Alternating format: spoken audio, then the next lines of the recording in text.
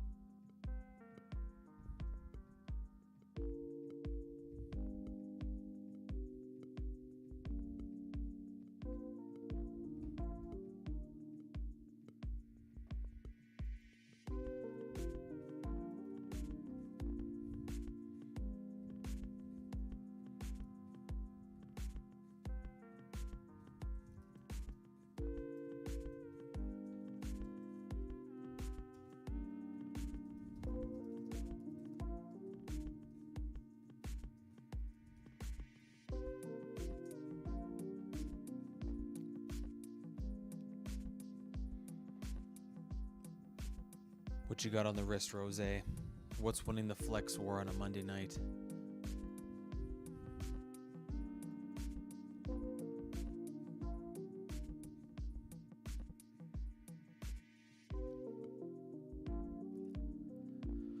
Oh, that's right. The Summer Daily. Solid piece. Solid piece. White gold. Can't go wrong with that. Us mere mortals can't even fathom rocking a Summer Daily to that weight.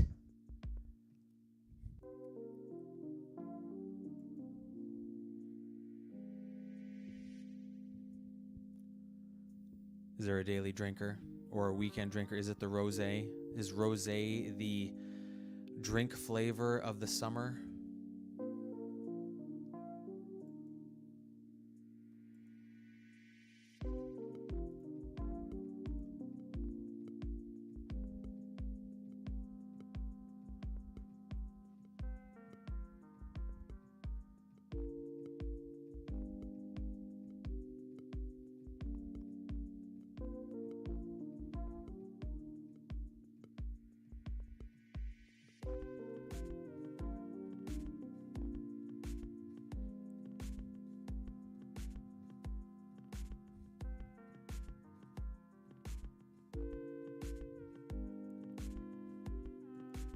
I don't really have a flavor of the summer when it comes to a drink. I'll still have the whiskeys, whether it be heavy or not. I'll drink a Guinness in the summer. I don't care. Doesn't have to be a Pilsner, lager, something like that. It can be a thick chocolate stout. Whatever the mood is, you know? If I'm at the beach, you know what? I'm actually going to skip the beer. I'm going to go for the vodka soda. Go for like a nude. Maybe the nude tequila soda. Maybe even the hot girl summer drink of choice. A White Claw. Oh yeah, that's right. White Claws are okay. Rose says his drink of choice, wine and beer for the summer. Candidly, I've moved away from whiskey, but opened a Knob 12 this weekend, and it was damn tasty. Can't go wrong with that. That's a classic. Yeah, wine and beer for the summer. I mean, that's just classic summer, you know? Like, how can you go wrong with whatever your beer of choice is, you know, July long weekend, 4th of July, or, you know, June 13th, July 20th, shout out Neil Armstrong. You know, whatever it is, you're on the grill, got that beer, whether it be like a Bud, Corona, Pacifico, or if you're like Rosé, the most interesting man in the world, a Dos Equis. It's all good. It's all good. Aperol Spritz. Not ashamed to admit it. I don't think there's anything to be ashamed of that whatsoever. I mean, that's practically all O'Sheen drinks like all year round when he goes to the restaurants, and he would say there's nothing to be ashamed of that. So no, Aperol. Well, sorry, his is a Spritz Select, but you can't get Spritz Select in North America unless Italy has it or something. It's very hard to find.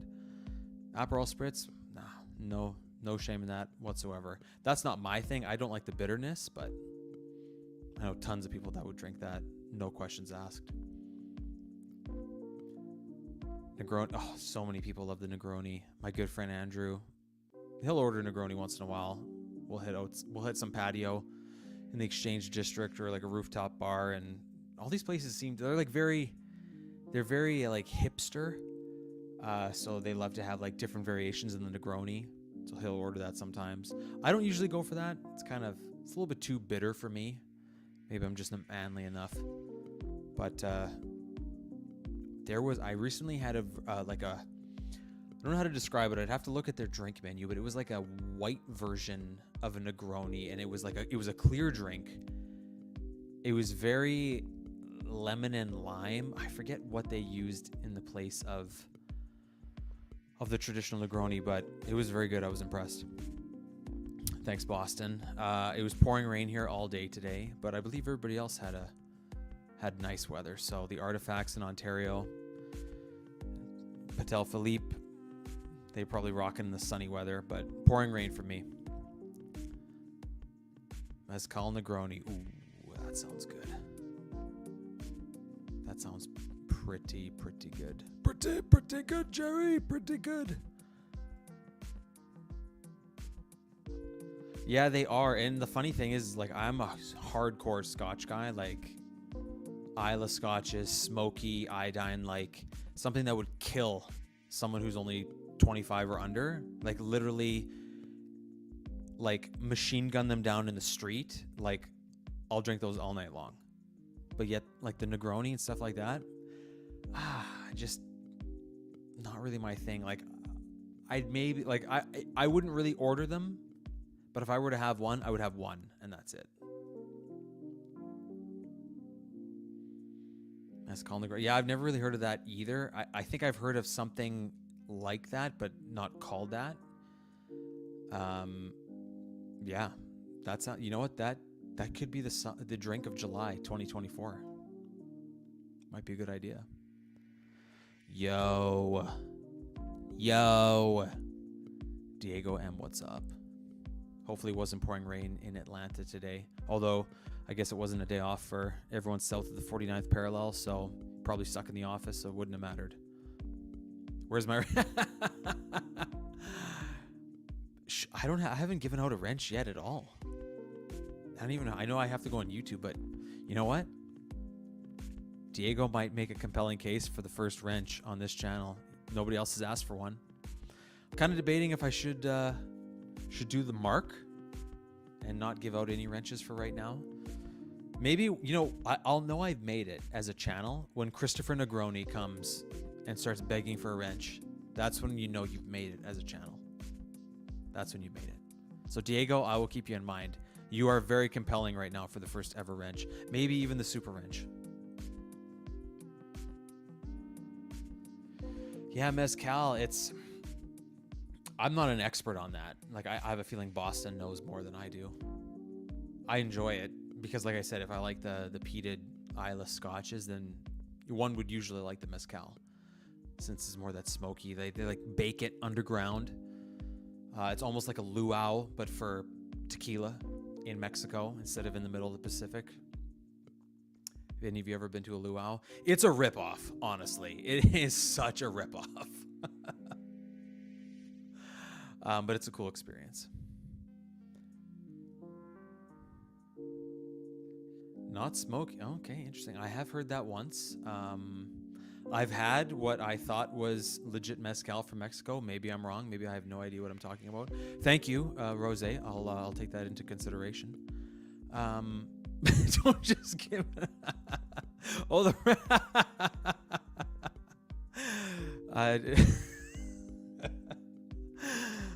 Diego's gonna be offended. He's gonna be offended that you don't think he's worthy. Oh boy, this just went from PG to PG-13 and beyond real fast.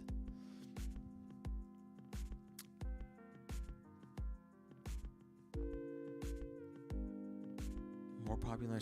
Interesting. Okay. I'm trying to think. I've had mezcal. I've owned 1 or 2 bottles of it. I've had it a few times in restaurants, so I don't know if I've had mezcal more than 10 times. I don't know if I've been in the double digits of that. Probably not. Because yeah, it isn't as common as tequila, I guess. Like, people always, yo man, I'll have a tequila. You got that good stuff, the Jose Cuervo Gold? Yeah, I'll take 4 of that for me and the boys. Like, those guys and those guys that are at those places, they don't usually have mezcal. I was in a place in Montreal. It was the first place I ever had mezcal. It was someplace in old Montreal. Don't remember what it was called. I could probably find it on a map if I had to, but we were there. It was, it's like, I don't know, super late at night, early in the morning, something like that. We're on a boys trip. Buddy was getting married. It's like a stag golf trip. This was like the, second or third place of the evening, and I see in the menu like mezcal, and I'm like, what is that? Like, it's with all the tequila. Like, This was only a couple years ago, so I feel kind of embarrassed admitting that I didn't know this, but yeah, that was the first time I ever had it, and it was really, really good. Really good.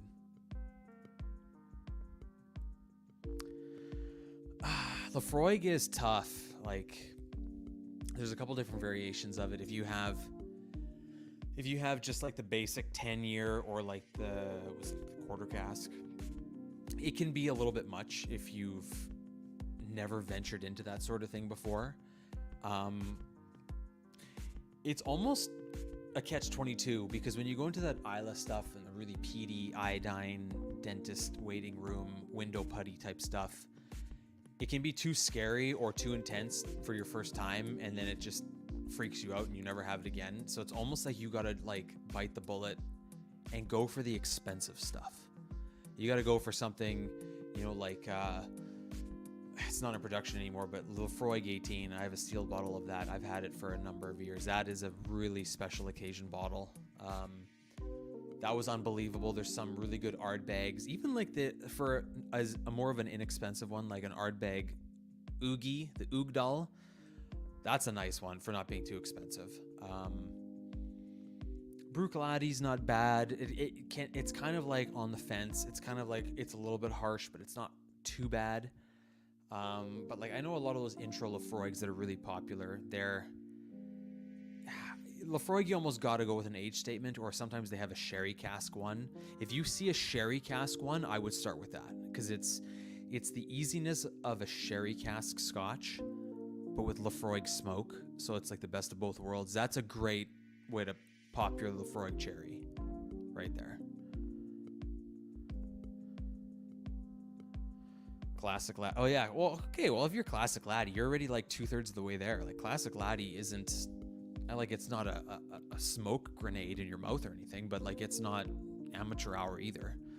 Yeah, that Tiffany blue bottle is iconic. I know a guy, I don't know if he still has it, but he had in his place, over 10 bottles. Like, I don't know if I actually never talked to him about it, but next time I see him, I should ask him. But like, he had a whole bunch of these, and I'm guessing he just really likes it. Because I think I only saw one other Scotch bottle there, and it's like, oh, okay, well, big Classic Laddie fan. Like, I should have asked him next time I see him. I used to play hockey with him. I should ask him if he ever does like Ardbeg or Lafroig or any of that other stuff. Octomore, if you really want to like grow hair on your chest, go with like an Octomore in like the tall black bottle. That will destroy you. Like that's not for beginners. It has, one of the Octomores has the record for, I forget what it's called, but it's like their level of peatiness or smokiness. Like basically, if you know what, like if you were to think of decibels, but like on the scale of peated islandness, it has it. And it's into like I want to say it's like hundreds, in the 100 scale, or like the Scoville scale. It's like way up there compared to everything else where it's like, 50, 80 or 100 or something like that. I mean, I know it's unpeated, but to me it's like borderline. I don't know, maybe I haven't had it in so long, maybe I'm just making up stuff. Also, I've had a couple Canadian ryes tonight, so my brain just isn't firing on all synapses right now. Copperpot by 40 Creek Niagara whiskey. Really, really, really good, inexpensive bottle. But the Copperpot gives it a fantastic flavor. Forget Canadian Club, forget Crown Royal. Go with 40 Creek. You will not be disappointed. That was kind of like me too. Like I was really all into sherry scotches. Like it was almost exclusively what I used to do. And you just kind of all of a sudden get sick of it. Like you just kind of turn a corner and you're done. So yeah, I can kind of understand like if you've OD'd on sherry. Maybe I should start scrolling here a little bit more. I'm a single monitor setup here, so if I'm scrolling, it means I'm not seeing the comments. I'm still amateur hour. This Portwood 21. This is definitely in my top 3 bottles of all time. For being accessible, I think it's probably my favorite accessible bottle. It's still going to be, 400 or 500 Canadian right now, because it's gone just up and up over the years. But like my favorite bottle that I think I've ever had was, it's pretty pedestrian, was Macallan 25. But that bottle is now like $3,000 or maybe even more Canadian. Like it's probably 22 or 2,500 US. Like it's just obnoxiously expensive.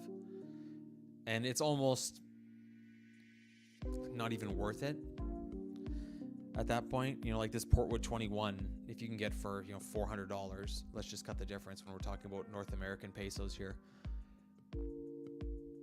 This is, you almost can't do much better than this. Like I said before, the Laphroaig 18 is unbelievable, but it's just different. Like it's not more of like a mainstream Scotch, if you want to call it that.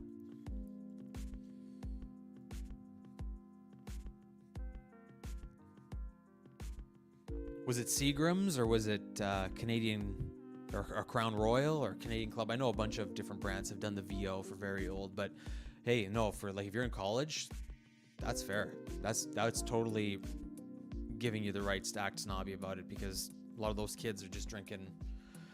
I don't know what they would have access to in the States, but here it'd be, like Seagrams 5-star, which is, like a $20 Canadian type bottle. And it's like the epitome of dirty dishwater. Like it is just absolute swill. Seagrams VO. That's still big in Quebec. I think you can buy it here out west, but like nobody buys it. I've actually kind of wanted to buy it as just like a cheap bottle. I used to, when I was in my early 20s, I would buy Seagrams 83 for 1883. So there was 5-star, which I don't think was a Seagrams thing. Then there was Seagrams 83, and I think VO was like a step up. And then if you wanted to be premium, like a premium D-bag, you'd be like, oh, hey, like I only buy Crown Royal because I'm a big shot. I spend $30 a bottle instead of $22.50. Or you'd buy Canadian Club or Canadian Club 10 and be like, yeah, that's right. I'm a big shot around these parts. And it's like, okay, easy there, Wyatt Earp. Like, just relax. Jimmer Jack with Coke. Yeah, okay, that makes sense. I remember in high school, because my birthday is, we'll say it's in the first half of the year. I don't really care about saying my birthday, but I'm just not going to right now. We'll say it's in the second quarter of a year. But anyway, so like I was 18 before I finished high school, before graduation, because in my province it's 18, not 21. Sucks to be you. So I remember talking with one of my friends in class, and they were saying, it's like, so what are you gonna buy now that you're like 18? And I think they turned 18 a month or two before me, but I mean, you know, high school people underage drink. So they were saying that they had, my answer was a bottle, just a regular bottle of Jack Daniels, because I have tried it before and liked it, but I didn't underage drink or like over drink, stuff like that. But some of my friends had been at parties, and they told me, they're like, oh, I had a terrible experience with Jack Daniels. I kind of got a laugh out of it, because it's like, I'm 18, they're 18 in like a couple months at the most, and it's just funny when you hear someone say that, like, I had too many bad experiences with Jack Daniels, I can't drink that stuff anymore, and they're like barely 18, just wet behind the ears. And to this day, I still like just a regular Jack Daniels. Like, I really do enjoy that.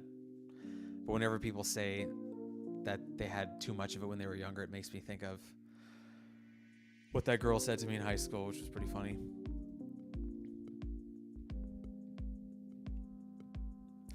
And the funny thing is like, I love Jack Daniels, but Jim Beam, I've never liked. I've always been repulsed by it. Like, I just hate it. Crown in the bag. Oh yeah, the classic purple velour velvet bag. It's a staple. I know back in the day, I haven't seen it in years, but I know back in the day, people used to use those sometimes as like golf head covers. I think that kind of went away when titanium, like, 2004, 2006, like when actual titanium drivers, but when they were still the steelhead drivers, it was pretty common here to see Crown Royal bags as like a driver head cover on the local muni. Talk about Canadian redneck, hey? Oh, here we go. This is another example of me making it, is Rosé talking about skiing. Oh, I freaking love it. When I ski, my go-to is hot chocolate with a shot of Jack in it. I've never done that. It's awesome in the winter, in my opinion. Are you still doing skiing or thinking of a Aspen trip with Evan? Because that would be a good time. I was kind of thinking of, like, if they go through that might be a good idea, because I would love to go to Denver and like hit up either a Bronco game or an Avalanche game. And if I could like go snowboarding in Aspen, that'd be pretty awesome. I would like to do a golf trip end of August. I don't know if I'm going to be able to do it. I was going to go to Idaho and Alberta driving.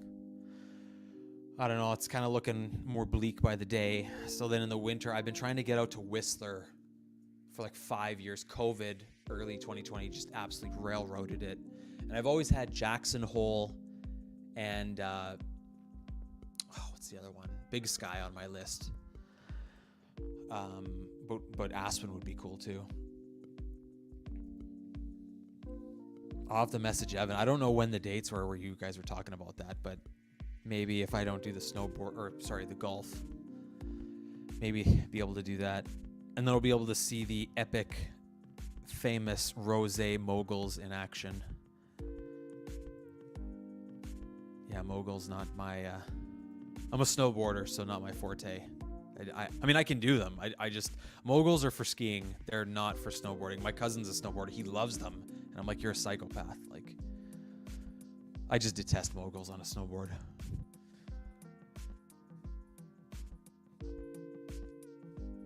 Aspen would be cool. I've been to Banff over 20 times, like the Canadian Rockies. I've gone there so many times.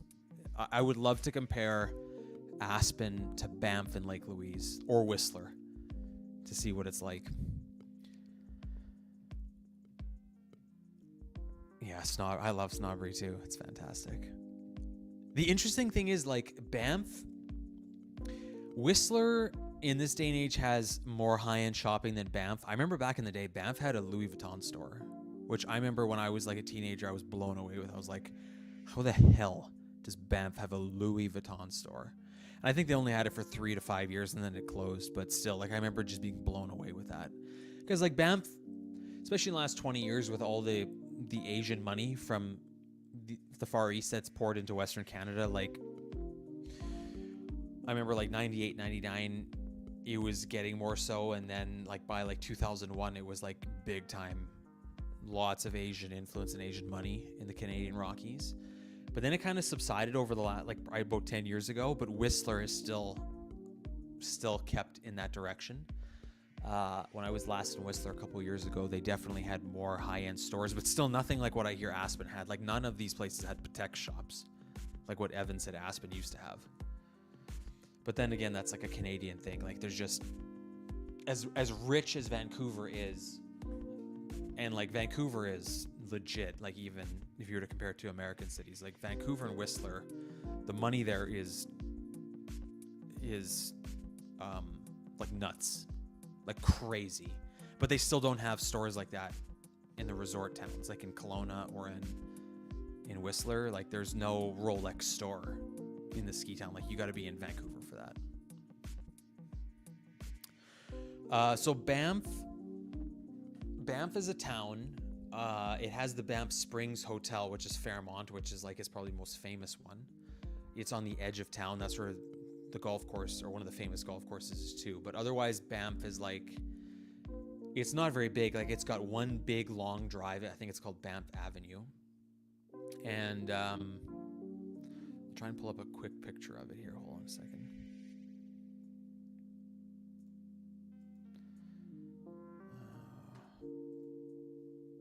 Bear with me here. But yeah, so Banff is its own little thing. And then there's Lake Louise, which is about 50 minutes down the road to the west, which is its own town. There's also, I guess I forgot, Canmore. Canmore is 15 minutes east. Sorry, did I say Lake Louise was east? Lake Louise is west of Banff. Canmore is to the east by like 15 minutes. It's just outside of Banff National Park. I guess I should clarify too. There's Banff National Park, and then there's the town of Banff in the park. So that is the difference.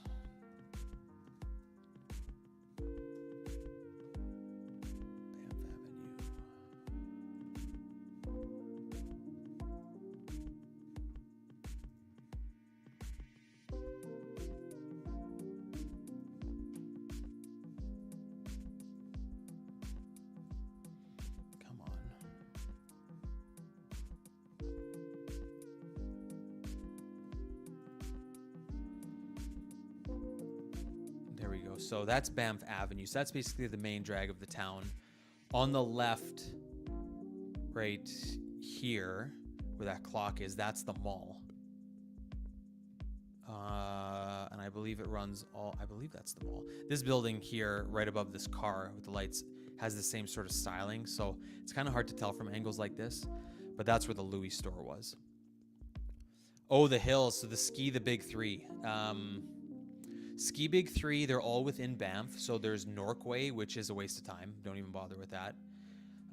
It's also, I mean, they're all kind of old. They're all from, you know, like at least, I think the 60s or the 60s, if not older. There's Lake Louise, which is in the town of Lake Louise. And then there's Sunshine Village, which is, I think, about 15 minutes west of Banff towards Lake Louise. Norquay is just outside of the town of Banff, but it's not very big.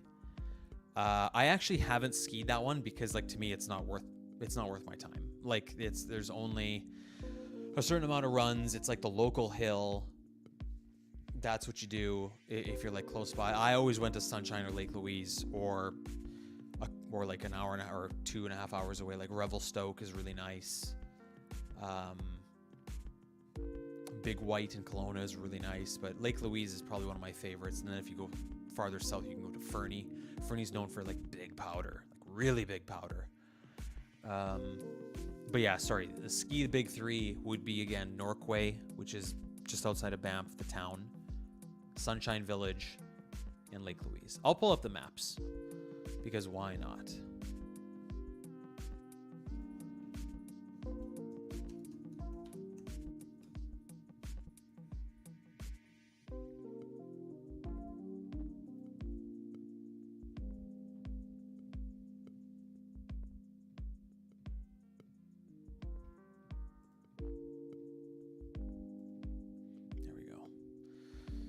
Okay.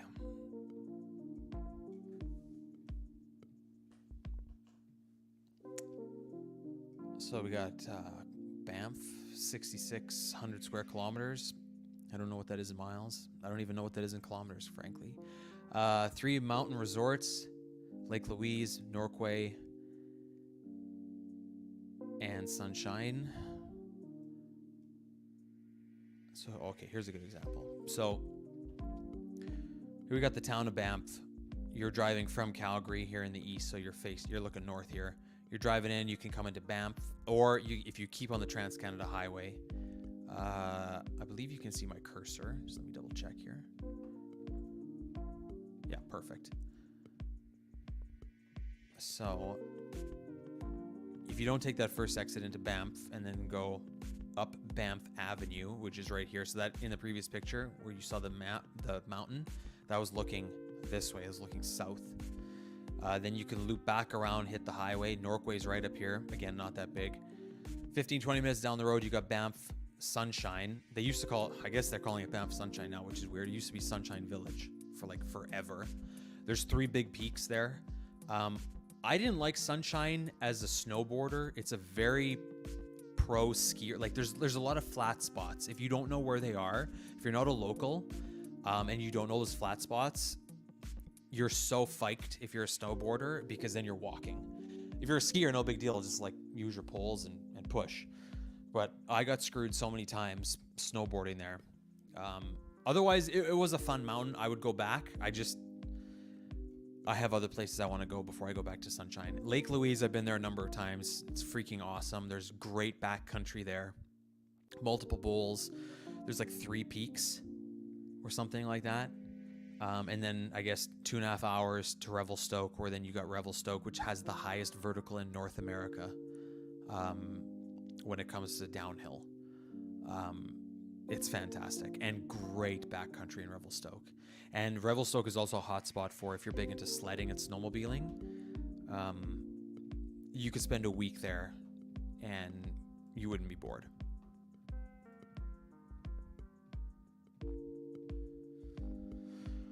Yeah, I mean, Canada, I haven't skied in the States other than, well, actually I have, but it's just been in North Dakota, like Frostfire, just like tiny mosquito bumps of hills.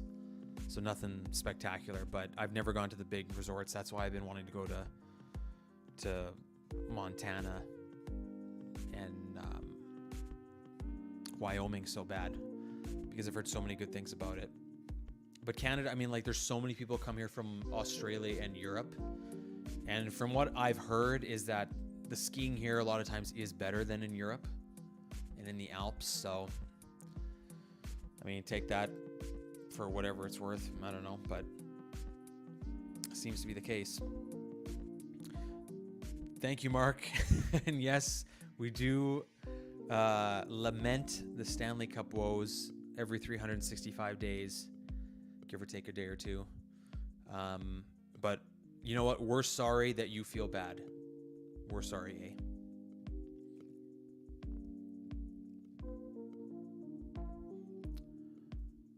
Hey, Mark. Not too much. Yeah, almost was about to shut her down. Then Rose saved the show. And now Mark's saving the show. It's... yeah, we just saw that there was nothing on. Figured I'd fire up a strum to see just what happens. There's nothing to talk about, nothing specific on the agenda. So yeah, just hanging out for a little bit. Ooh. No pics. I made a sandwich last night. I was going to post it on Instagram. I saw this recipe. It wasn't a breakfast sandwich, but I saw this thing on YouTube and I was like, oh, that looks good. It was like a vegetarian. I should just play the video. I don't know if it would get struck or not, but I could play the first. Maybe I'll fire up the first ones. But it's basically kind of like a cherry tomato pesto type of sandwich with like burrata, and it looks so good. I made it. My God, that was a messy sandwich. It was a disaster. I did forget to toast the bread, so that's kind of on me. That would have helped. Yeah, Banff is as good as Banff is in the winter. I actually prefer it in the summer. Golfing in the mountains, I love way more than even golfing like on an island, like in Hawaii, which is what the thumbnail of this was. The thumbnail of this video is in Kapalua. It's cool golfing on a tropical island and seeing like the ball against the ocean, like up in the air, but like the mountains blows that out of the park. It blows it out of the water. This is interesting. Okay. Jackson Hole, most challenging of the nice U.S. resorts. Oh man, I want to go there even more now. I dig it, but can get the best view. That's kind of like Kicking Horse. So on the way to Revelstoke, where is he? On the way to Revelstoke, you go through, it's in Golden. I think that's about an hour from Revelstoke. So Golden has Kicking Horse, which is probably the steepest resort, or has some of the steepest runs I've been on in Western Canada. And I've even heard that from people who have been skiing in Alberta and BC their entire life, and they're in their mid-30s like me. So I believe them way more than I believe me in saying that, but like they know what they're talking about. And like that's pretty nuts. Like that was steep. And I remember going once with two of my best friends. We went years ago, and I wish to God I had this on tape. It was right. What year would this have been? This would have been probably like 2000 and I don't know. It's sometime between 2010 and 2012. We went on a ski trip every year for a number of years, and this year we had gone to I think we did Lake Louise, and we did Kicking Horse in Golden, and it was the first run of the day. Tradition for me and my other buddy who was we would, I'm not going to say his name right now, I guess it doesn't matter, but I'm not going to say his name, but we would go every year. This year when we went to Kicking Horse, our other friend, we were like, Three Musketeers, but this time the third guy came for the first time on this trip. So me and the other friend who had gone all the years before, it was like our thing. First run of the day is always to the top of the mountain, Black Diamond. That's how it is. I've always done that since even when I had no business doing that, when I couldn't even carve properly, I just did it. I don't know how that started, but it just became a tradition. So even though now, like, I can do a double Black Diamond and it's not a big deal. I mean, well, I'll get to that in a minute, but like when you're out of practice, you're out of practice. But like I even if I were to go snowboarding tomorrow, I would go, it doesn't matter what hill, I'll go to the top, I'll do a Black Diamond or a double black. That's just how I break in the day. So we did that, and for whatever reason, because this hill was so steep and it was very windy around this time of year, it was at least 200 or 300 yards from the top of the chairlift down was sheer ice. And so, also, it doesn't matter. Ryan, who was the guy who went with me at all the years before, he went down first, and he made it, but just. And he's a pretty strong snowboarder. Then Tyson went next. Tyson was the guy. This was the first trip that he'd come on with us. And then he went, and he didn't do too well, and it wasn't really his fault, but he caught an edge and just ended up sliding down the ice. Like, he was so it just slid down. And Ryan had a camera. I don't even think we had iPhones, so the iPhones were so crap. They were like iPhone 4s or something. He had a point and shoot digital camera, and one of the buttons was broken. He tried to get video of it, but he couldn't because the button was broken. I swear, if I could have uploaded that to YouTube, I'd probably have 10 million views on that video by now, because it was so funny. Seeing, like, it was dangerous, like how he was sliding down head first. And he wasn't going super fast, but just, it was so slippery, he just couldn't stop himself. He just had to wait until the ice stopped. And then so when it was my turn, I kind of went a little bit more around and made it. And he was kind of giving me the gears for that. But that's kind of what we've always done, is just gone, at least for me and Ryan, I've just to this day. So then I've just always done that. So 2 winters ago, I hadn't gone in 5 years, and my cousin was getting married in Western Canada. So I went snowboarding for half a day alone because nobody else was able to go.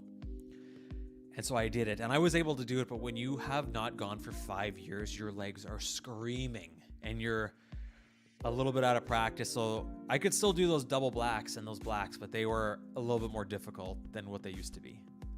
But even if I were to do that now, Jackson Hole, unless I were to get there, and now that I'm older, am somehow wiser, I would probably still attempt to go to the top. So there's a 5-minute rant that I could have easily said in 20 seconds or less. Thanks, Rose. Appreciate it. You probably didn't hear about anything I just said about double black diamonds. I don't. Sound guy will strike you. Oh, let me pull this up. I know. Can you even get stricken if you're not monetized?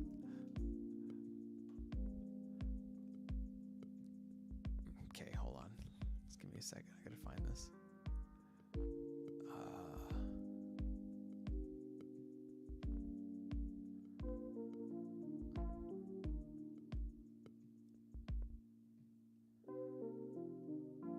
I really should have toasted the bread. That was a huge mistake, because then it just got soggy, which was not good.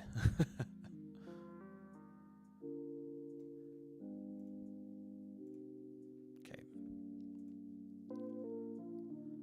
Hold on, let me turn this music down. Actually, it doesn't even matter. He just has music. He doesn't have text or talking.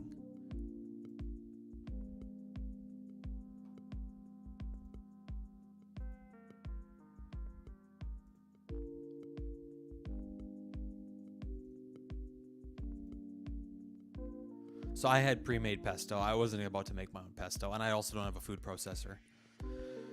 Oh, wait a minute. Sorry, I'm playing the wrong video. This one, the one I made, didn't have chicken. Sorry, guys. Hold on.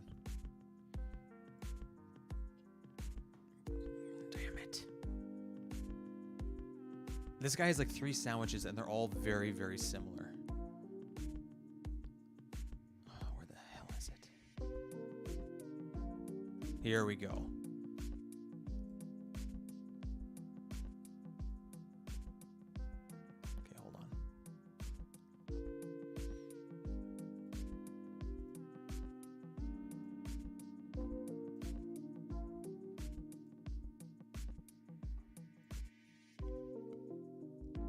I'm a serious guy. What can I say?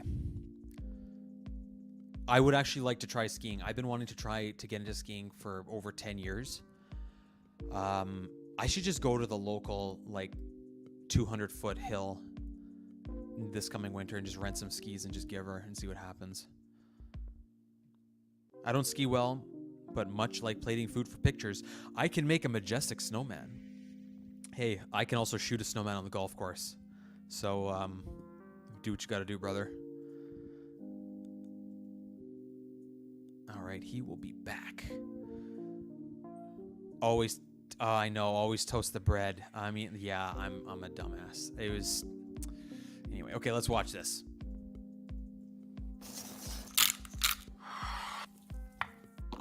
So, okay, yeah, he makes his own pesto here. I bought pesto. Also, I can't find pine nuts to save my life in any grocery store. It's pissing me off at this point because I like to put them even on pizza. So pesto on the bread. See, he toasted the bread. I forgot that. And then at the last second, I tried to like toast it in the little like baking tray I had the tomatoes in, and that did not work. Like I kind of knew it wouldn't, but I was just desperate and thought I would try it. Burrata, excellent. I didn't have the little chili oil, but I put that, and I also didn't have the balsamic glaze, so I tried balsamic oil. Also a mistake because it just waterlogs everything. Let's watch one more time, and I will not talk through this one.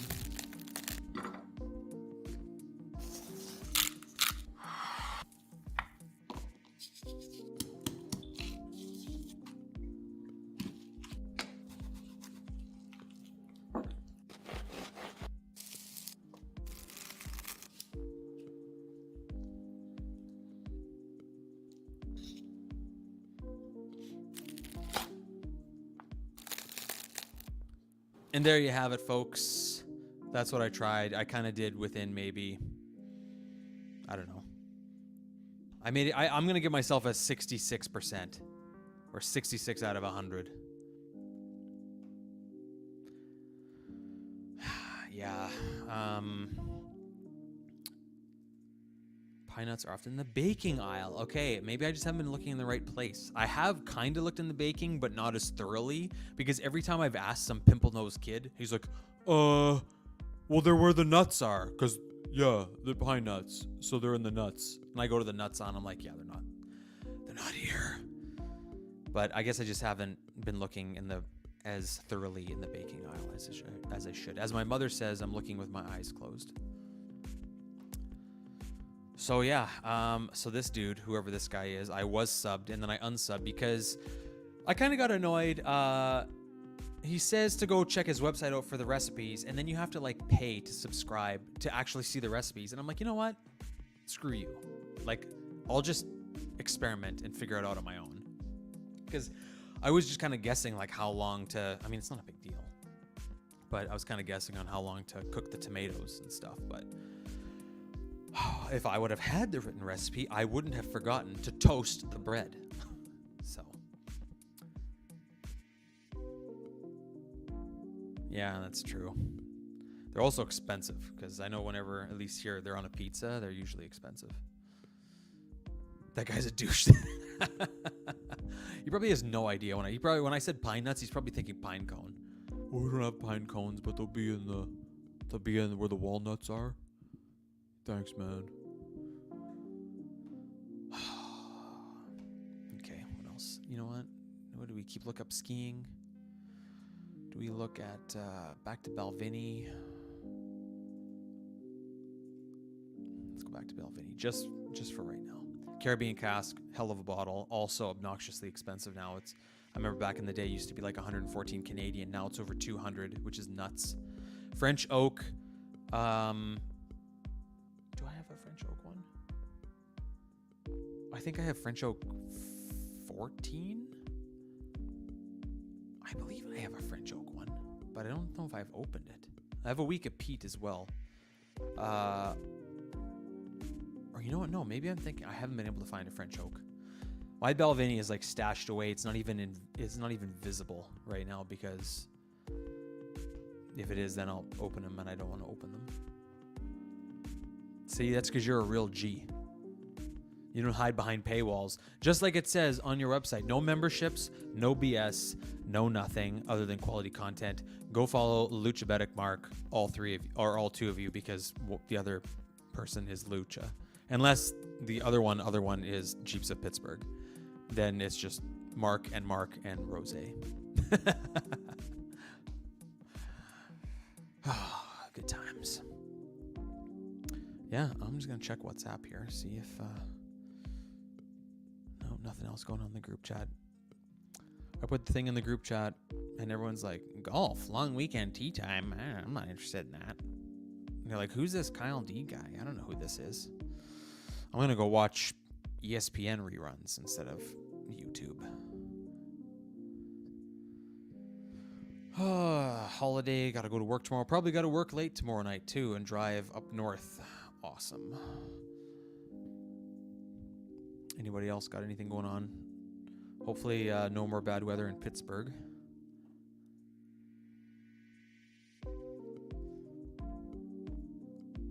Let's see here. What else can we look up? Oh, I know.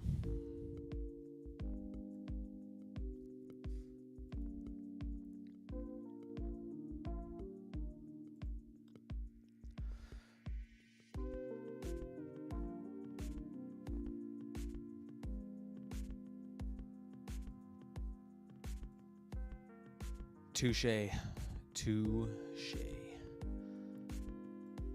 This course is where I hope to go end of August, but I don't know if it's gonna happen. So, like, I want to go, but I also want to be responsible and not spend any money, and try and pay off Mr. and Mrs. Visa instead. So, I don't know. It's just, I've been wanting to golf here for like a decade, and I haven't taken a holiday in 2 years. So part of me is like, I don't know if I kind of just want to go, like, to hell with it. Just drive out there, golf here, golf once in Alberta, and then drive home. Could even like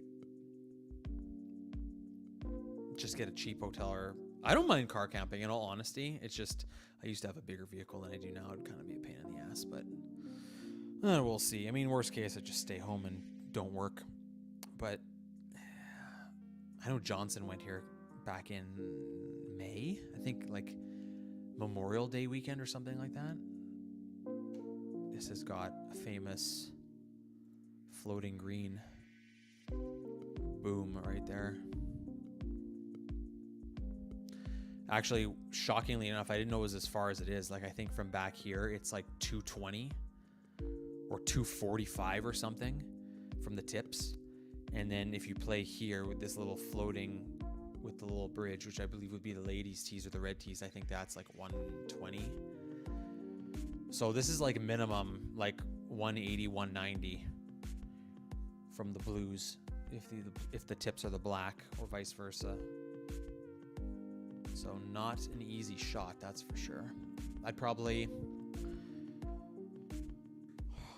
if this was the around 200, I'd probably hit, I still have older lofted clubs. They're about 12 years old, so they're not super strong, but I'd probably hit a 3-iron. If I'm from the back, then I'm hitting either my 1-iron hybrid, which I freaking love that club.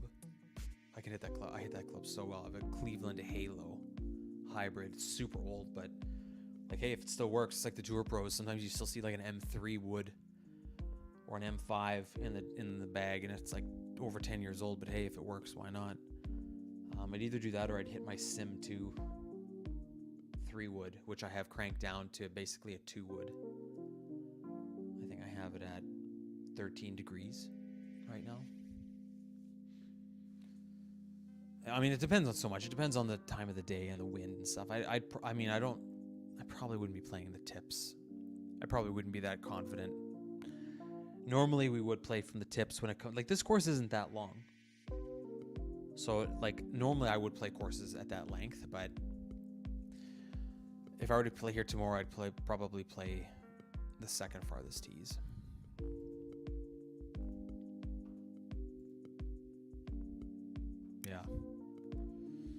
I don't know what he shot. I don't think I've talked to him or seen him on maybe more than one stream or two in the last like month. But I don't think I've messaged him in the chats since he's played it.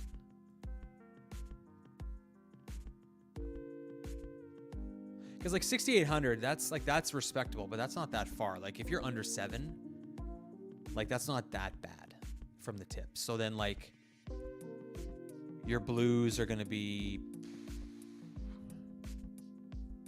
63, 64, probably 64, I'd say. I mean, I guess I could just look at the scorecard, you dumbass.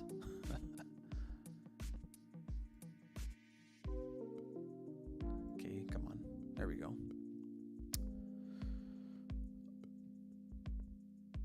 So 64 from the black. So I was bang on from the blacks, but why are the...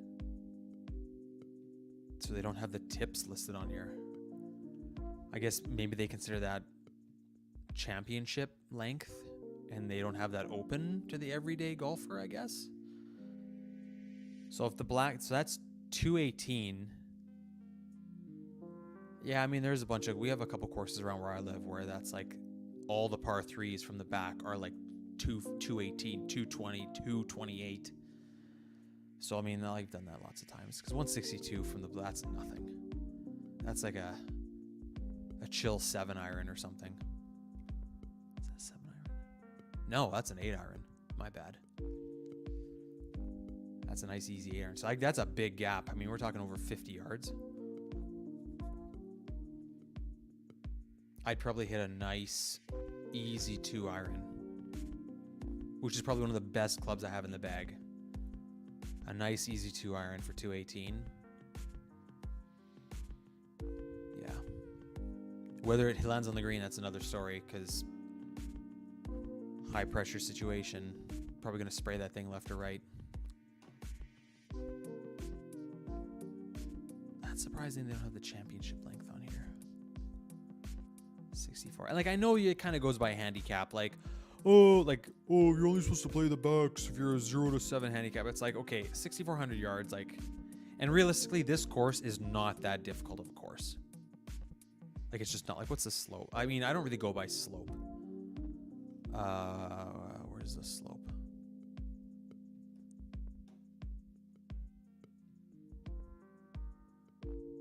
I'm not seeing a slope on, oh, wait, it must be here.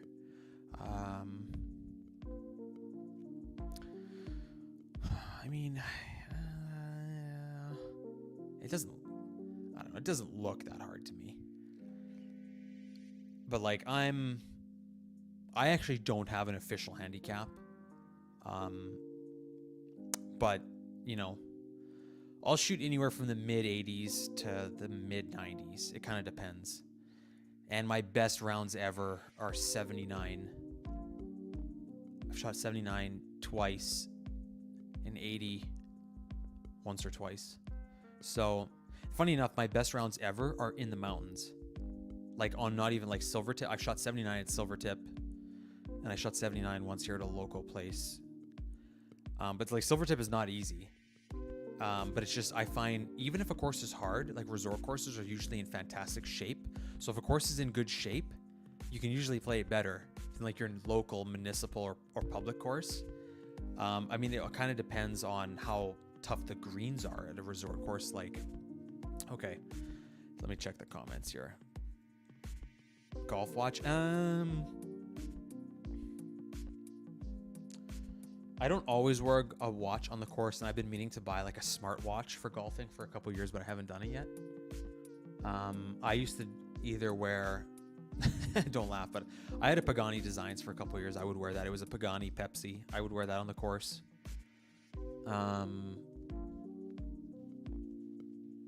Yeah, it's usually, before that I used to wear my grandfather's Bulova Marine Star, which was from the early 80s. The thing was like 8 millimeters thick. It was so thin. It was on a Jubilee, which had stretched to hell. It was so comfortable. But eventually the watch, a couple of years ago, I sold it on eBay because the crown broke and I didn't want to spend the money to get it fixed. So like, and it was really worn. Like my grandfather wore that every day for like 25 years. So my mom bought it for him as a gift, like in the early 80s when she graduated high school or something. So I wore that for a couple years, but so I wore that for a summer or two golfing, and it was super comfortable. Yeah, funny enough, like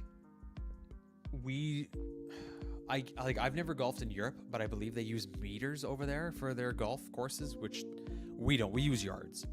I think it's because Canada's kind of like a hybrid country. Like if you ask anyone on the street, unless they're fresh off the boat as an immigrant from another country, and I mean, if that's offensive, me saying that, like, I don't know, whatever. Like, I don't think that's offensive. But if they're fresh off the boat, then they might give you a measurement in centimeters.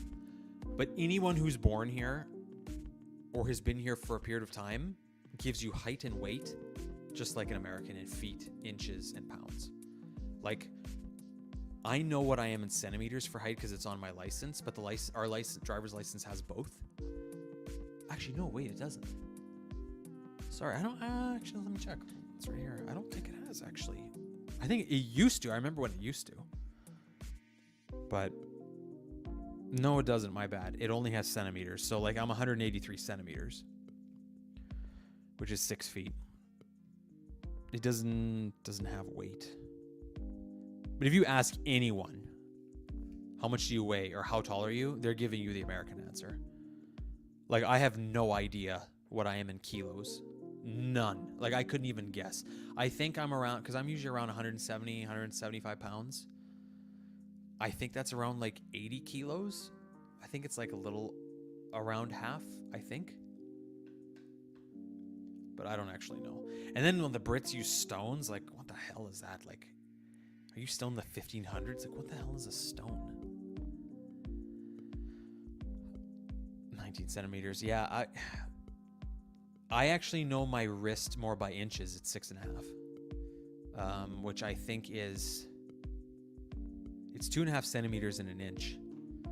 So, but I'm just gonna type this into Google.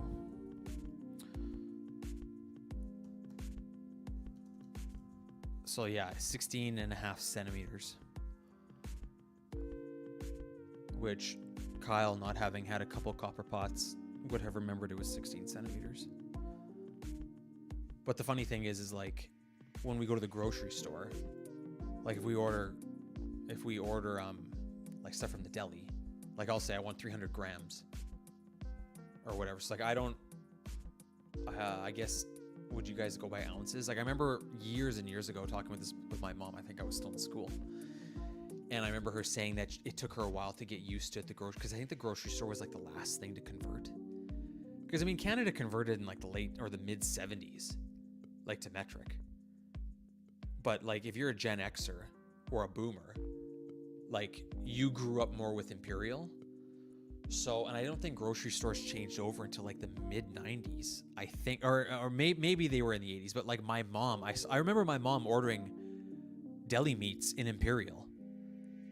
And then like when I would have been like a mid to late teenager, I think is when she switched over, because I think the young, again, I'll say snot-nosed kids working the deli were like, what? So like, oh yeah, half a pound. So I'll take half a pound of corned beef. I guess it got to the point where the people were too young and they didn't know what she was talking about. So I guess that's when she switched to grams. So I've just, like, since I've been an adult or living on my own, I've just always ordered grams. But yeah, half pounds, quarter pounds. But I mean, like, you go to McDonald's here, it's still like quarter pounder. Or like when it comes to whiskeys, like everything is still 1 ounce, 2 ounces. Like the bottles will say, but that's the thing, like I guess down there too, the bottles will have, I believe your bottles say milliliters. Because like I buy bottles from the States all the time. They usually say milliliters. They don't usually say on the outside ounces. Like they're not going to say 26 ounces. But like people like my parents' age, I remember hearing all the time, even long after the change to metric, they'll be like, oh yeah, 26 ounce. Hey, how'd you get over the 26 ounce flu the next day? So, I don't know. Yeah, it's Canada still has a lot of American influences here. It's just because like the media is so Americanized. It's kind of both. So like Canada has the best of both. Like like when it comes to like kilometers and miles per hour, or like in school, you have to learn both your inches as fractions, and I was always complete shat at that. Like even to this day, I have to, a lot of the time when I think of like fractions for inches, I have to look it up because it's annoying. Like I know the quarters, but when I got to get into eighths and sixteenths, good luck. Like it ain't happening. I have to look it up. But we had to study both. Like I remember in math class, you do both. You do fractions and all your imperial, and then you do your metric. And metric is so much easier. And I remember I dated a girl in Minnesota years ago. I remember talking about this with her parents, and even their parents were like, because her parents were the same age as my parents. And they're like, yeah, like now that you mentioned it, like I kind of remember like back in the 70s, like there was this push, like they like I think technically the states did change, but it just didn't get like pushed through or something. And it's just kind of like, oh, it was too expensive. And even now it's like, oh, it's just too expensive. It's like literally with the digital age, you just have to flip a switch. It's just, people just don't want to, they just don't want to be different. But I can usually come close if I have to convert Celsius to Fahrenheit. But I think now, even like boomers now, you don't hear very often people talk about Fahrenheit here. It's usually Celsius. But there's still like, I remember like people, like my grandparents and stuff would still kind of, which now as I'm an adult, I kind of understand. My grandfather would always say, oh, when it's 40 below zero. And I'm like, it doesn't get to be minus 40 like that often. But he's talking about Fahrenheit because I think around minus 35 is when they get equal, Celsius and Fahrenheit. And then all of a sudden Fahrenheit gets colder faster. So like here, like we get a bunch of the Minneapolis channels. So our weather is usually very similar. So we'll usually up here in Winnipeg be colder than them. But then sometimes they'll be the same, or once in a blue moon, they'll be colder, or it'll seem like they're colder when we're the same because like the Fahrenheit all of a sudden dips deeper, faster. And it's just wild to see that. So yeah, Fahrenheit is messed up. Absolutely messed up. Yeah, I couldn't adjust. Like that famous instance of NASA when some guy made a mistake that cost like tens of millions of dollars because one guy did everything in metric or imperial and everybody else did everything in metric. That's got to be like one of the biggest blunders of all time. Celsius just makes sense. Like water boils at 100 and it freezes at 0. Why would it freeze at 32? And then the fact that like from 32 to 0, when you convert that to Celsius, that's like less than 20 degrees or something. It's like 18 degrees or something. Yeah, it's wild. Miles per hour I get. Like to me, I can kind of understand how that can make sense because in an hour, which is 60 minutes, you go 60 miles. So like if you're traveling 60 miles an hour, like I get it. But then I have to convert it. So sometimes, especially when I'm like crossing the border, sometimes my brain like crashes and like I'm trying to do like, okay, if I'm 45 minutes or an hour out of Minneapolis, and I have 5.5 or 5 hours to go to Winnipeg. And I see like the sign and it's like Winnipeg is like 240 miles. I'm like, oh, it's only like 2.5 hours. And I'm like, no, wait a minute. I'm thinking that would be if that was kilometers. That'd be 240 kilometers would be 2.5 hours. It's like, yeah, like it kind of gets confusing when I have to do that because the higher you get, the more miles. It's like, now my brain has to do the work to be divisible by 60 or by 6. And I'm like, times tables were never my strong point and division was never my strong point. So it's like, oh, why can't this just be to the decimal point by 10? And then the weird thing is there's that one stretch of interstate in Arizona that isn't metric. Like, why? There's an interesting video on that. I watched it years ago, but I don't remember what it is. So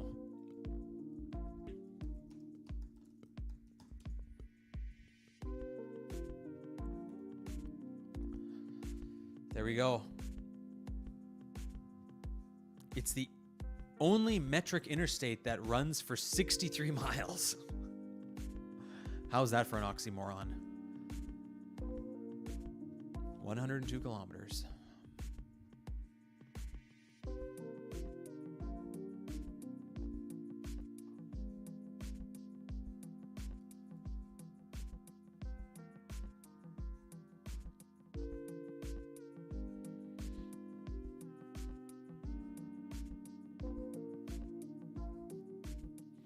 Yeah, NASCAR's pretty embedded.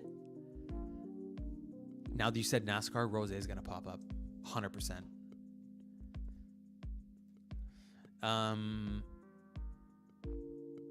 Large sign. This must be. I would love to go down here just to see the confusion. Like, people there, their whole life probably still get this mixed up or messed up whenever they're driving down there. Like, it must just be an absolute gong show. So 1962, before metric. In the 70s, finally completed 78. Jimmy Carter pushed to convert to the metric system.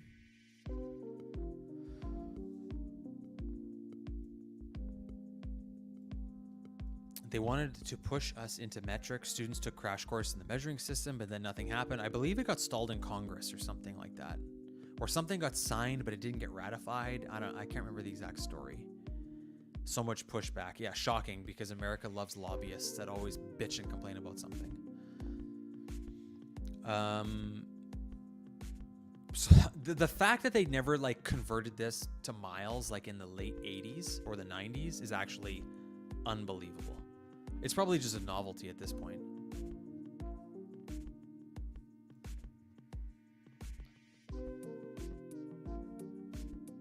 Nearly converted 10 years ago.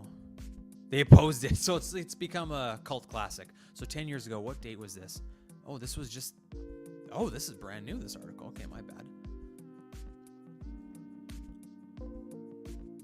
Sign markings, distances, and exits are in kilometers. The interstate still features speed limits in miles per hour. Oh, okay, well, there, that's... Where's the fun in that?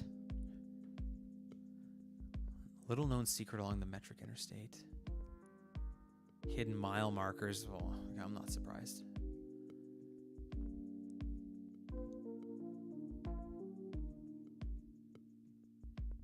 The nation's only metric highway are imperial units or miles markers, turned at 90-degree angle from kilometer markers. So you can't see them unless you look 45 degrees out the window or 90 degrees out the window. That's hilarious.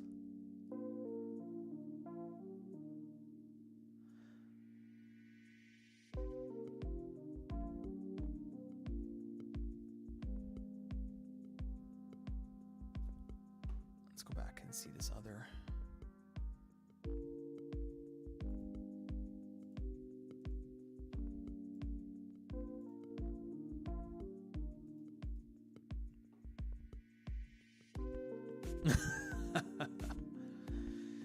See, I know that because a 4-liter jug is just your big 1-gallon milk jug.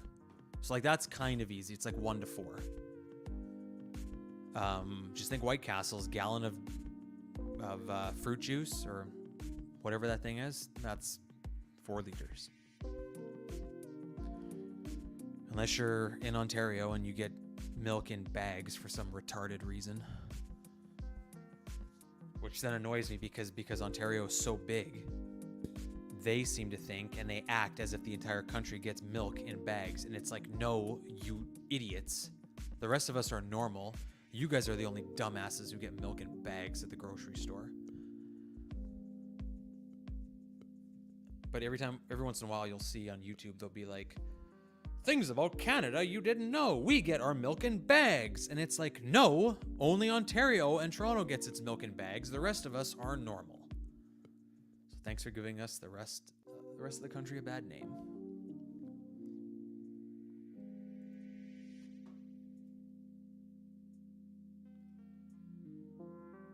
Metric Conversion Act in 1975 by President Ford.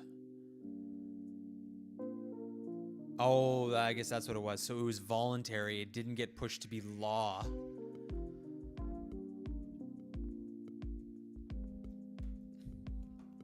Right. So technically, call up your representative. Tell them you want to switch to metric. They'll laugh at you and hang up.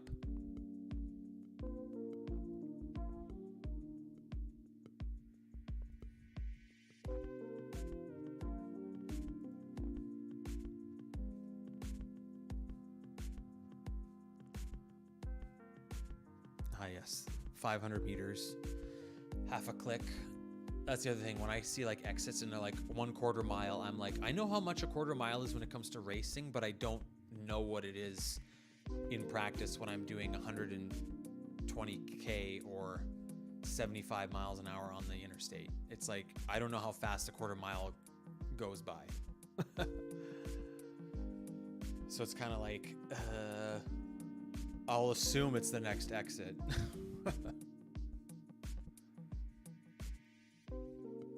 Look at this. Ram 1500. Get 20% off MSRP. Why would I want a 2023 when it's almost time for the 2025s?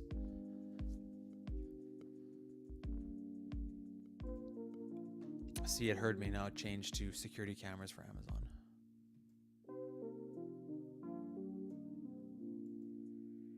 Oops.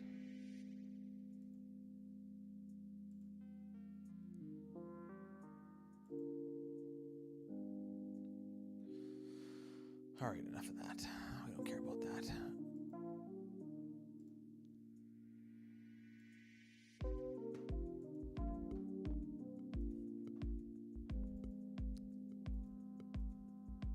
How's the mouse clicking? Hopefully not too loud.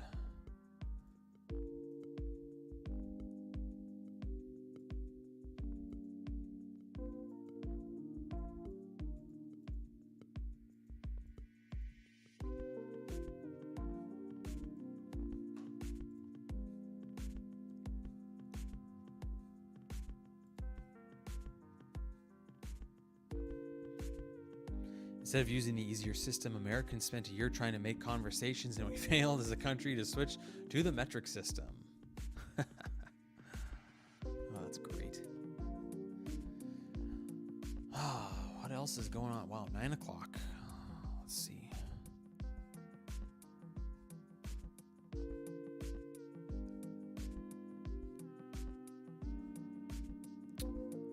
Anything else to talk about? What, you know what? What should we talk about? Some watches? What should we talk about?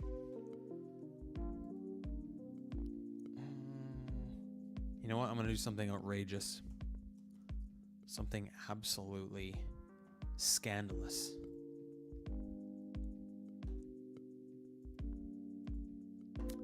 This is happening. Buckle up. Hide your kids. Hide your wives.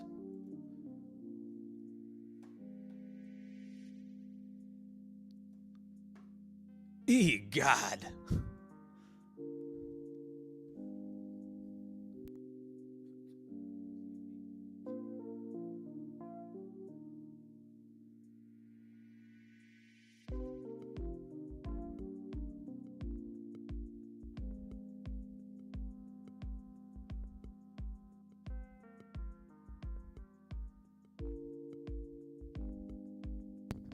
This should send everyone running for the hills now.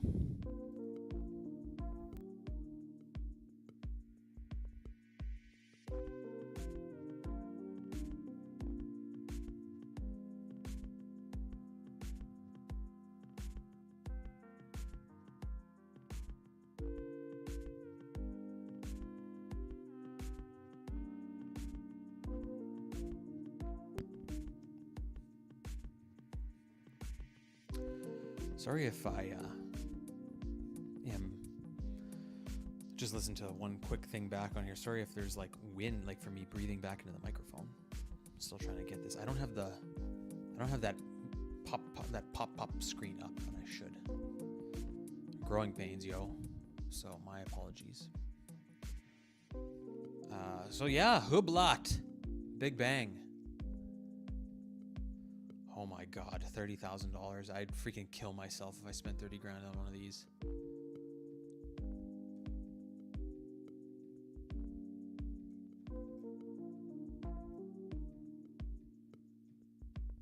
Oh, that's crazy.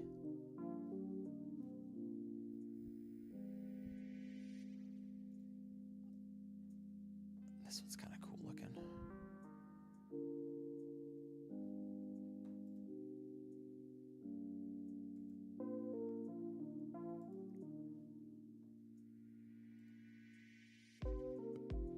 Titanium, 24K. I mean, like, if you like how this looks and you just got money to burn, I mean, sure, like, I wouldn't fault you if you really love this and you like are wealthy and you could spend the money, like, sure. But honestly, there are way worse looking watches than this. Titanium. Oh, there's only 250? Oh, that's interesting. Got the Royal Oak vibes.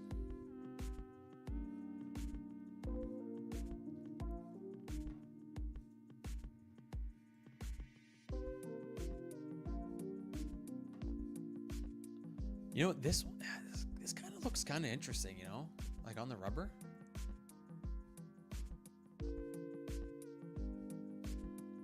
That's kind of like, I mean, 20 grand.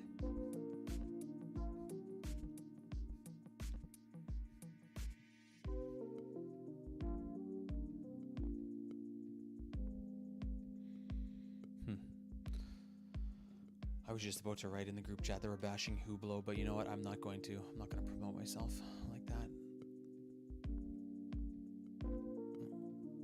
I don't like self-promotion. I probably should do it more. I feel like I put the thing out there in the chat that there's a strum. You don't want to jump on, that's fine. No big deal. I wish I was way better at like self-promotion and like not caring. I don't even post a lot of stuff on Instagram. I want to post because I'm like, people don't care. They don't want to see that. Oak vibes, not very raw. Oh man, you got that right. That is perfect. I mean, yeah, it's no Aqua Timer. I'm gonna leave this one up there because that's a great comment.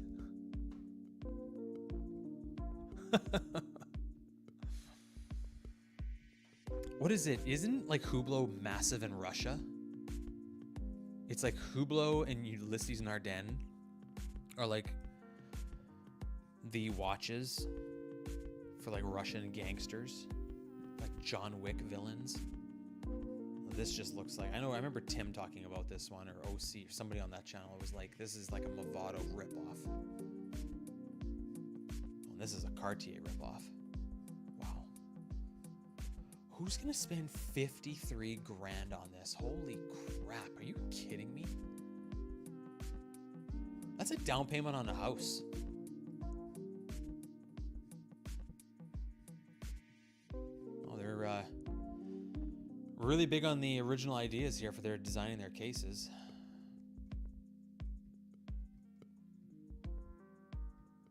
This looks like one of those whiteout things, those whiteout tape dispensers.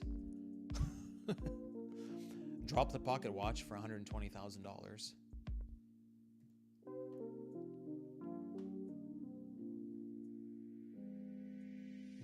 Interesting.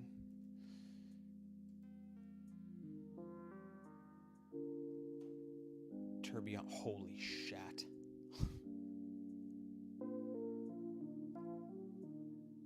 Okay, we need to, the community, the watch colony needs to have a goal.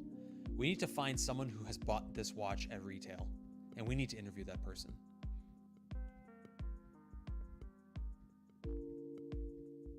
I mean, I guess it's like a retrograde hour and it just jumps back. Hour and minute, I guess.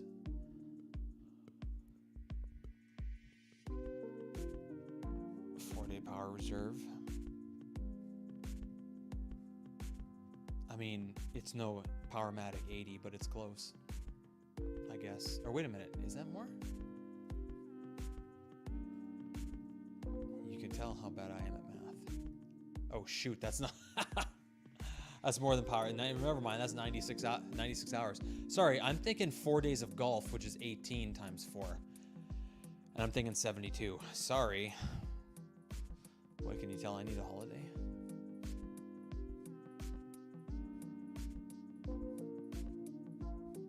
I mean, I guess for $200,000, it better be better than a Powermatic 80.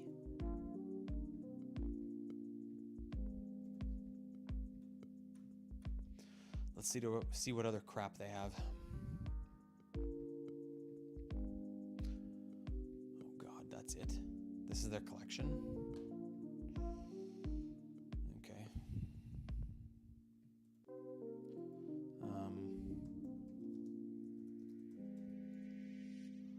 Let's look at something even worse, if that's even possible. Bet you didn't think it was.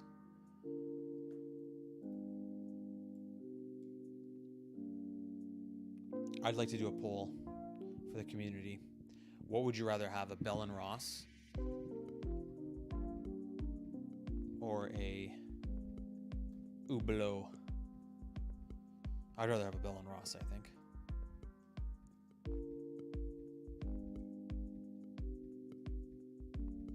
Oh man, this is like a Seamaster 300 and a sub had a baby. Vintage. Okay, I'll be clicking that in a second. Theo and Harris is now doing modeling for Bell and Ross. Interesting.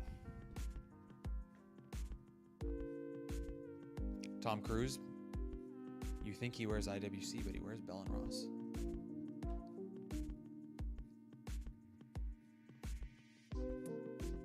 Okay, let's check out this vintage. You'll take a Luminex over both of those? What about a Marathon? Would you take a Marathon over these?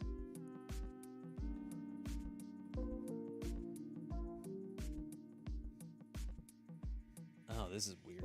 This is like a Speedmaster. These ones on the right are like Speedmasters had a baby with a Submariner. And or Daytona. I don't mind this one for 3,300. What is that, francs? Swiss francs. This actually looks pretty cool. I like that.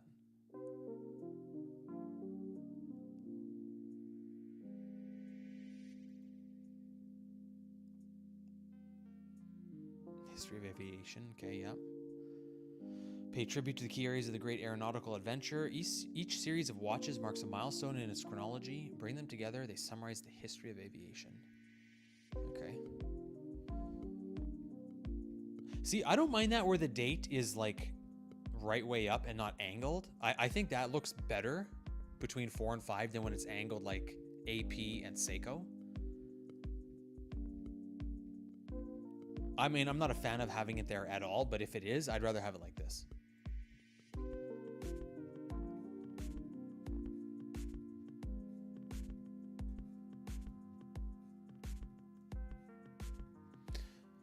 Have you ever owned a Marathon? I never have. They look cool. I'd maybe like to get one day. Knockoff of the Polaris. Yeah, this is like a bunch of different design cues from different things.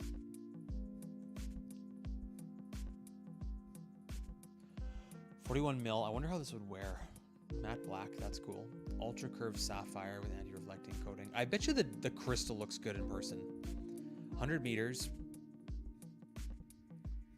Wonder what the deployant or the buckle is like. The closure. Okay, let's see the GMT. Link for, I should take a screenshot of this and send it to the group later and be like, I need Brian's thoughts. Link for Watch It's Brian. Would you buy this and add this to your collection? Is this the next piece for Watch It's Brian's GMT journey?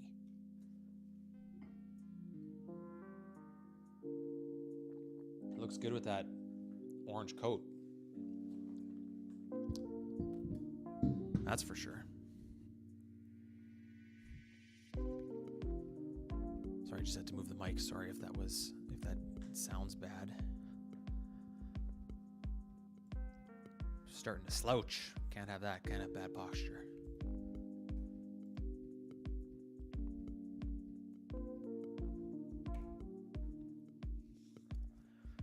BRV.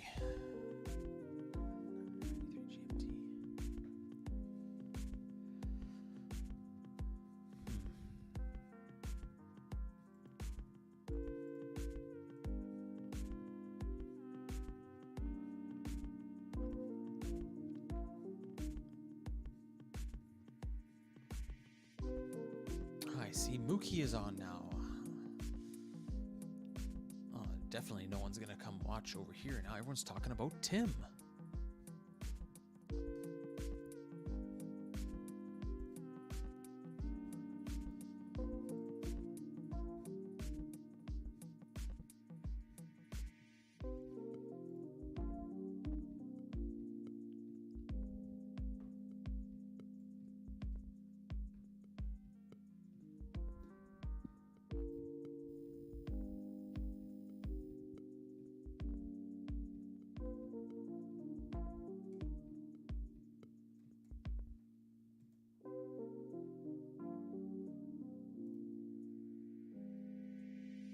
I know. Why would you buy a Bell Ross that's not square?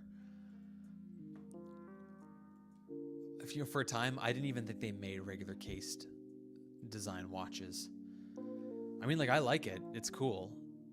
I almost, in a way, actually, I just noticed the bottom half was gray. I didn't even notice that. In a way, I almost like this more than the Steve McQueen that Tudor has brought back. With this Explorer vibes.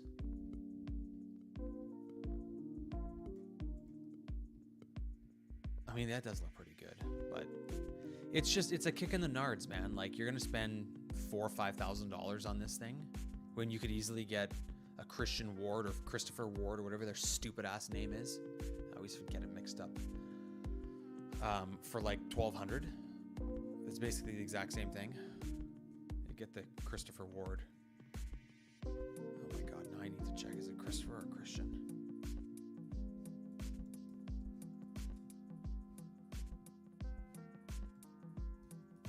Christopher.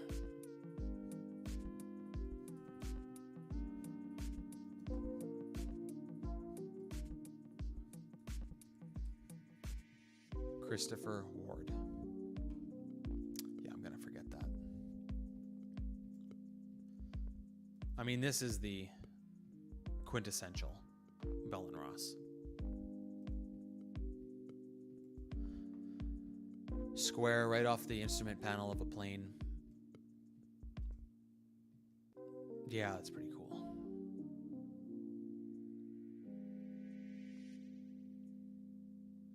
That diving one with like the loomed dial, that's pretty cool. That is badass. They got a Pepsi. This is vintage. Okay, that was their console. I didn't know I could do this at the top. That's interesting. Hooterology. Oh, I can't wait to see this. 12,000 francs. I guess that's not terrible, I guess.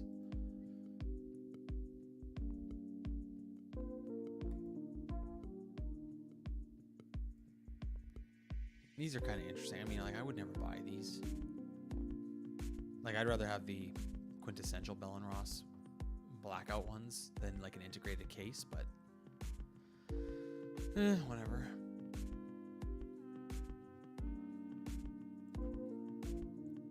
Well, I think I'm gonna wrap it up. I mean, it's been about an hour 45 minutes almost. Yeah, Meh is right.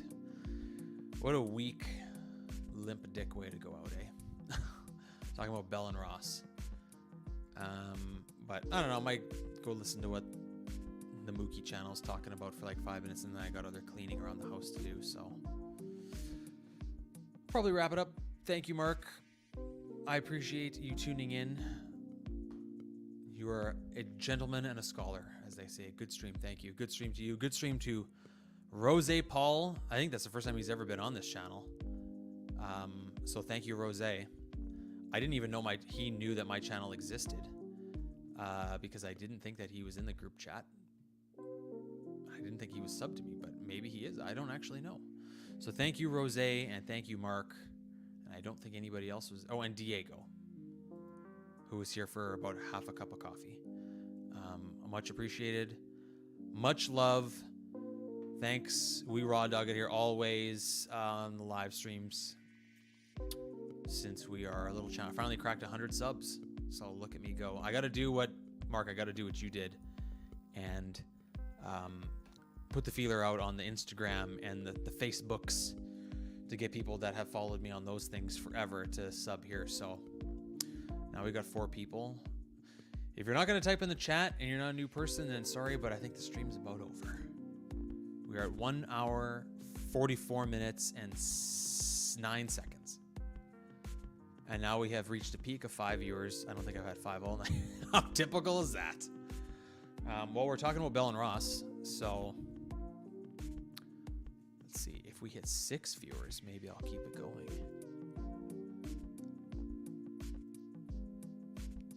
Yeah, I actually cannot believe Rose didn't ask me to drop the link. I would have dropped the link. I don't know. Just if somebody would have asked, I would have. And And I know you made the suggestion about me being camera on. I will do camera on. Last couple ones I don't think I have. But I will do camera on soon. I think I'm going to rearrange some stuff around here in the office. And because I don't like the background right now of what I've had in other streams. So I might change it up a little bit. You have a great night too, Mark. Take care. Have a good day at work tomorrow. If you're having trouble sleeping tonight, just think of Bell and Ross. Keep this going for a couple more minutes, because why not, eh? If anybody else joins in, maybe we'll keep talking. I'm going to take a sip of H2O here.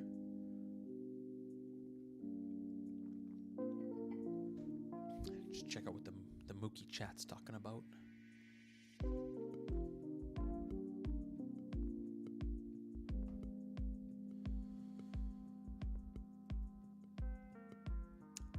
And yeah. Alrighty. Take it easy. Enjoy your Monday night. Some people might be into the holiday. Some people might just have a regular work day today. Tomorrow's a work day. I'm probably gonna have to work late in the evening, which sucks, but what are you gonna do? All right. Thanks for coming by. We'll see you next time. Peace.